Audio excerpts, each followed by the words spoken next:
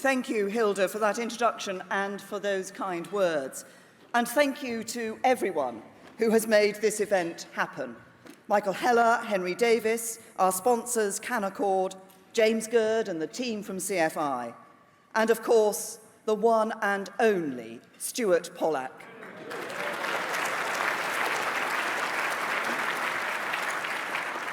Can I just say, Stuart, how great it is to see you bringing to the House of Lords the same energy and tenacity that you've brought to the CFI over many years.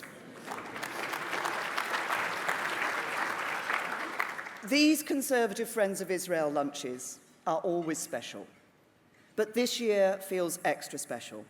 Not only is this CFI's biggest ever lunch, with over 800 people and over 200 parliamentarians, it's special for me because it's the first time I've come here as Prime Minister and leader of the Conservative Party.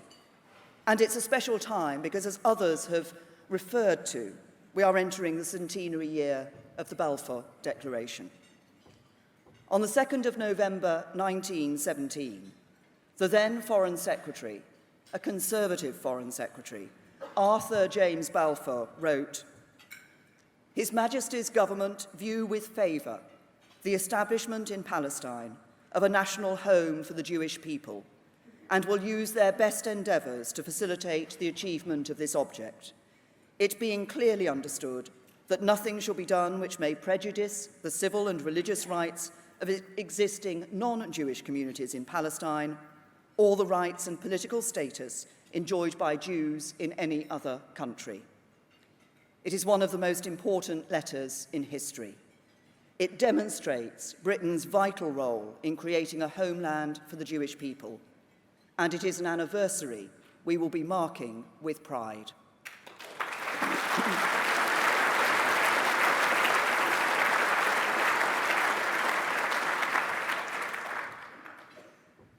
Born of that letter and the efforts of so many people is a remarkable country.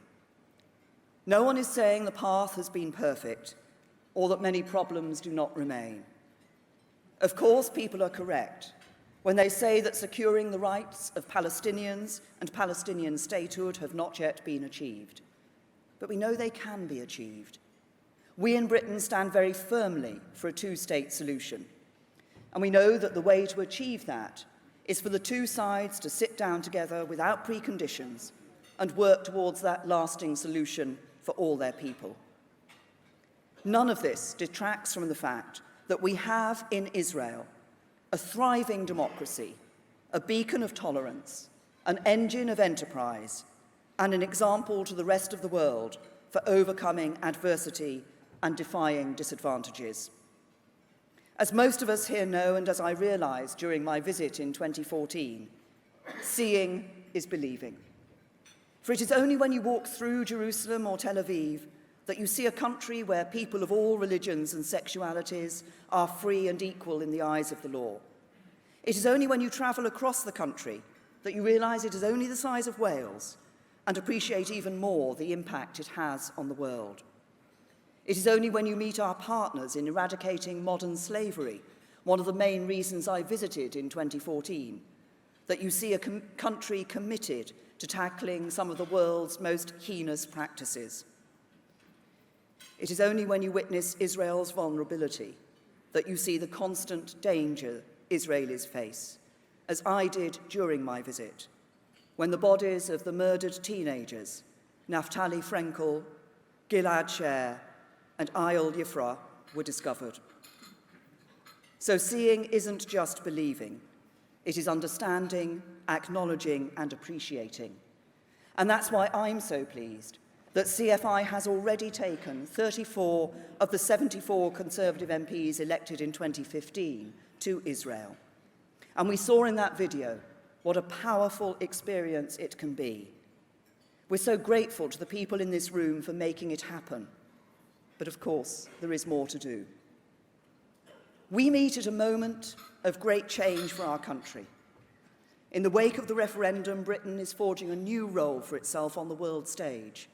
Open, outward-looking, optimistic. Israel will be crucial to us as we do that, because I believe our two countries have a great deal in common. As the Ambassador Mark Regev said, we have common values. We work together on health, counter-terrorism, cybersecurity, technology, and we can help each other achieve our aims. First, we both want to take maximum advantage of trade and investment opportunities because we know enterprise is the key to our common prosperity. Our economic relationship is already strong. The UK is Israel's second largest trading partner. We are its #1 destination for investment in Europe, with more than 300 Israeli companies operating here. And last year saw our country's biggest ever business deal, worth over £1 billion, when Israeli airline El Al decided to use Rolls-Royce engines in its new aircraft.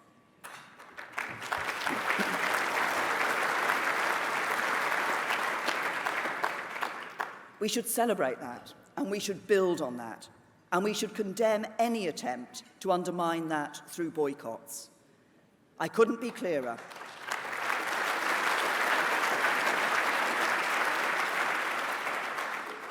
The boycott, divestment, and sanctions movement is wrong. It is unacceptable, and this party and this government will have no truck with those who subscribe to it.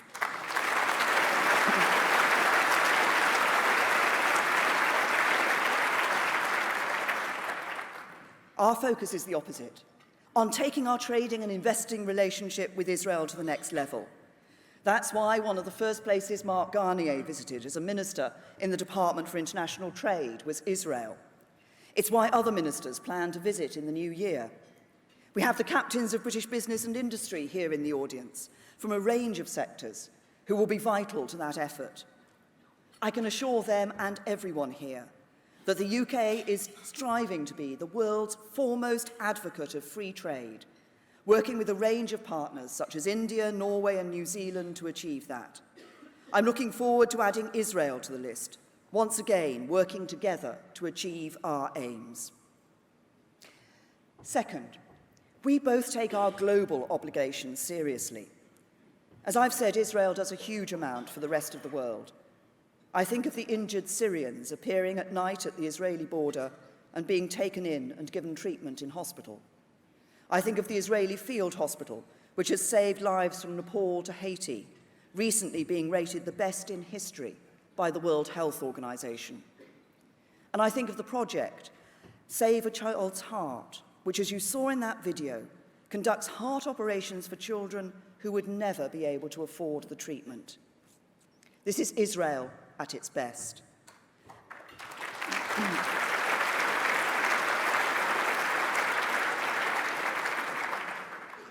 And there was one man who did so much to inspire this spirit of service, a man whose death we mourn this year, Shimon Peres.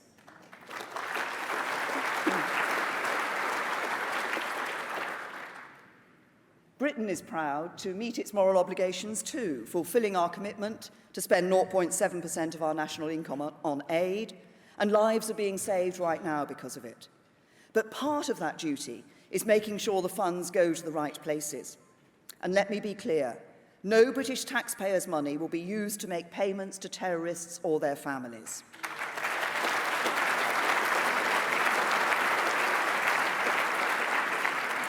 And it is right that Priti Patel has called for an examination of aid spending in the occupied Palestinian territories to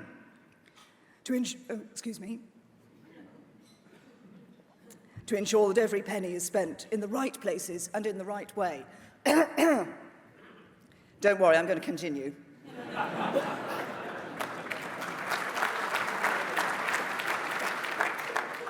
And she is looking at options for the UK to support coexistence projects in the region, something I know that many people in this room have called for. We're determined to get the right help to those who need it most, and I pay tribute to Priti for leading that work.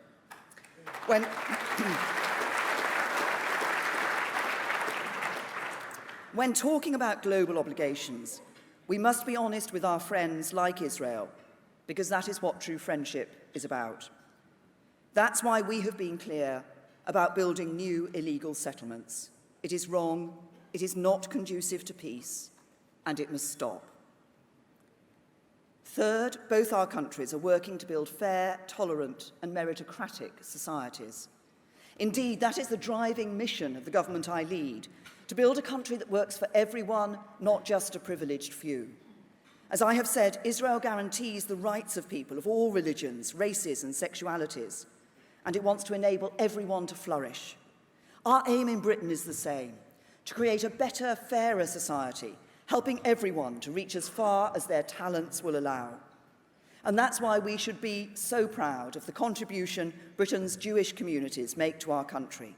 From business to the arts, public services to education, that contribution is exemplary. In order to help people of all backgrounds reach their potential, we need to remove the barriers that stand in their way, and that includes bigotry, discrimination, and hatred. Let me be clear. It is unacceptable that there is anti-Semitism in this country. It is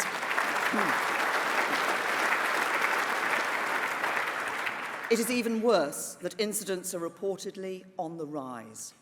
And it is disgusting that these twisted views are being found in British politics. Of course, I'm talking mainly about the Labour Party and their hard-left allies. In fact, I understand this lunch has a lot to live up to after the extraordinary scenes at the Labour Friends of Israel event. It began unusually with Tom Watson giving a full-throated rendition of Israel High. The audience joined in as his baritone voice carried across the hall. Israel High, the people of Israel live. It is a sentiment that everybody in this room wholeheartedly agrees with. But let me say this, no amount of karaoke can make up for turning a blind eye to anti-Semitism.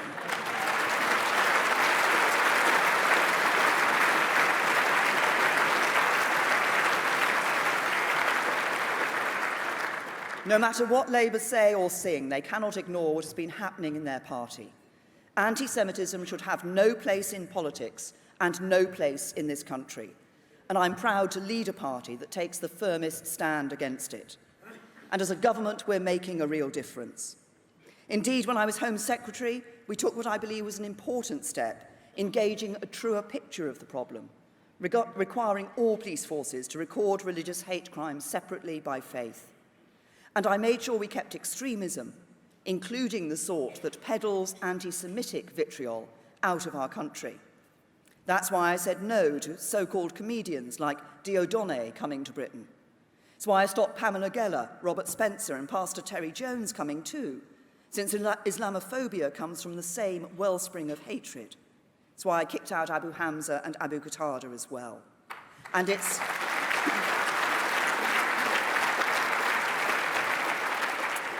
it's why I brought together internet companies and governments to tear down the poisonous propaganda that infects minds online. Today I want to announce how we are going even further. In response to the work of the International Holocaust Remembrance Alliance, Britain will be adopting a formal definition of anti-Semitism.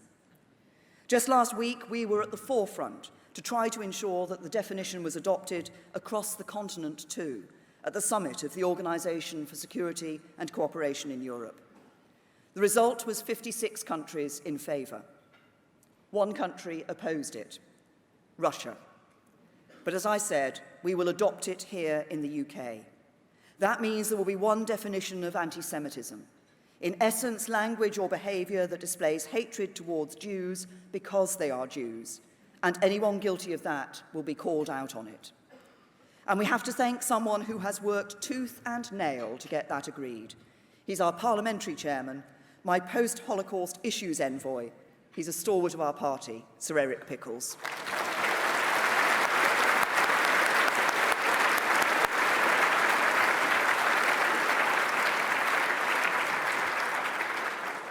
And let us pay tribute to Sajid Javed too, for all his work in this groundbreaking step towards eradicating anti-Semitism.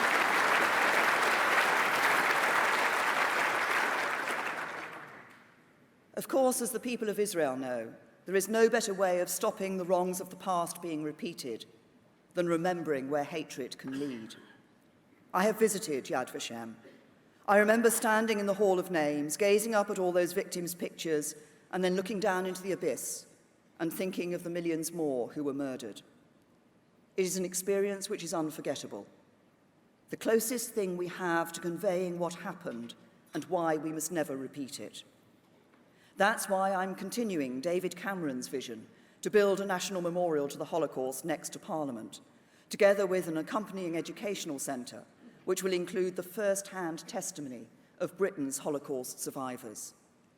The design competition for the memorial and centre has had almost 100 entries from teams stretching across 26 different countries. I look forward to unveiling the shortlisted designs next month when we mark Holocaust Memorial Day. For we must honour our promise to Britain's Holocaust survivors. We must never forget the Holocaust, and we must teach every generation to fight hatred and prejudice in all its forms.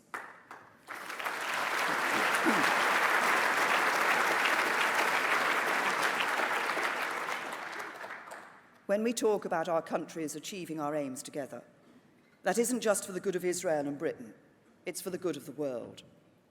When our scientists come together, they're working to cure diseases that affect millions of people. When we work together on our mutual security at the highest level, it makes the world safer. When we increase trade and investment with one another, it brings more opportunities and prosperity to the wider world. It is that collaboration that this organisation, CFI, so wonderfully celebrates and builds upon. I want to end by wishing you well for something else Britain and Israel will be shortly collaborating on. For Christmas and Hanukkah fall at the same time this year.